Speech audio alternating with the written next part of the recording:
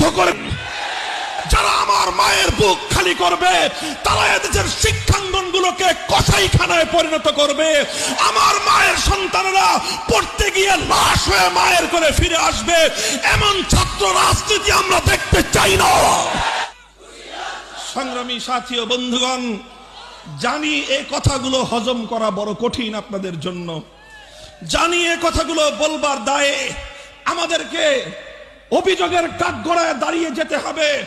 কিন্তু একবার চিন্তা করুন সেই সন্তানহারা মায়ের কথা। একবার চিন্তা করুন যারা এভাবে টর্চার সেল তৈরি করেছে। বুয়েটের মধ্যে টর্চার সেল তৈরি হয়, সেই টর্চার সেলে ছাত্ররা ছাত্রদেরকে ধরে এনে পেটায়। এর চেয়ে বড় জাহিলিয়াত আর কি হতে পারে? Abu Jahl, Abu Lahab, Utba, সাইবারা টর্চার সেল তৈরি করেনি, ওরা প্রকাশ্যে পেটাতো। আর আজ স্বাধীন বাংলার মানবিক এই বাংলায় এই সকল দৃশ্য আমাদেরকে বুয়েটে দেখতে হয়, যেখানে মেধার বিকাশ ঘটে।